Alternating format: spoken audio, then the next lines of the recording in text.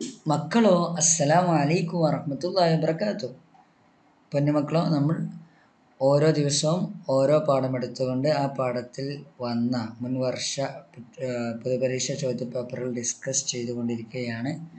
അപ്പോൾ നമ്മുടെ channel subscribe ചെയ്യാത്തവർ സബ്സ്ക്രൈബ് ചെയ്യണേ. പക്ഷേ നമ്മൾ തുടങ്ങാം. നമ്മൾ സമയം വൈകിപ്പിക്കുന്നില്ല. ഇന്നൊരു 3-4 മിനിറ്റ് കൊണ്ട് നമ്മുടെ വീഡിയോ അവസാനിപ്പിക്കും. അപ്പോൾ ഇന്ന് നമ്മൾ ചർച്ച ചെയ്യാൻ പോകുന്നത് അഖീദയിലെ 7ാമത്തെ പാഠം അദ്ദുആ ആണ്. മക്കൾ റെഡി അല്ലേ? ഇൻഷാല്ലാ നോക്കിട്ടോ.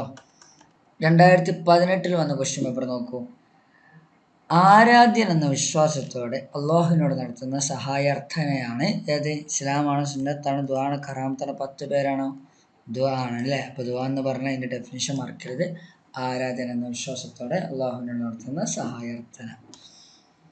ഉത്തരം പറയാം. ക്രൈസ്തവർ യേശുവിനോട് നടത്തുന്ന സഹായാർത്ഥന പ്രാർത്ഥനയാണ്. എന്തുകൊണ്ടാ?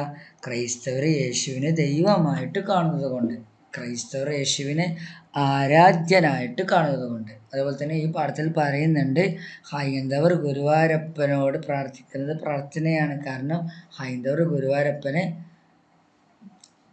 ആരാധ്യനായിട്ട് കാണുന്നുണ്ട് അല്ലേ? അതുപോലെ തന്നെ മക്ക മുശ്രിക്കുകൾ ലാത്തയോട് ചോദിക്കുന്നതും പ്രാർത്ഥനയാണ്. കാരണം മക്ക മുശ്രിക്കുകൾ ലാത്തയെ എന്തായിട്ട് കാണുന്നുണ്ട്? ആരാധ്യനായിട്ട് കാണുന്നുണ്ട്.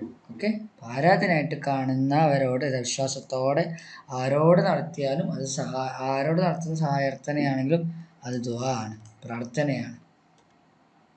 2021 ക്വസ്റ്റ്യൻ പേപ്പർ. യേശുവിനോട് സഹായാർത്ഥന നടത്തുന്ന ആളുകൾ ആരാണെന്നുള്ളതാണ്. യഹൂദികളാണോ, ക്രൈസ്തവരാണോ, അമുസ്ലിങ്ങളാണോ? അല്ലെ, യേശുവിനോട് സഹായാർത്ഥന നടത്തുന്ന ആരാണ്? ക്രൈസ്തവരാണ്. ഉത്തരം എഴുതാം. അദ്ദുആ എന്നാൽ എന്ത്? വളരെ സുഖല്ലേ അല്ലേ?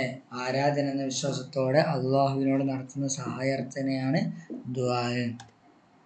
2023 ക്വസ്റ്റ്യൻ പേപ്പർ. അള്ളാഹു നടത്തുന്ന സഹായാർത്ഥന ശുക്റാണോ, ഇബാദത്താണോ, ദുആ ആണോ? ദുആ ആണ് അല്ലേ?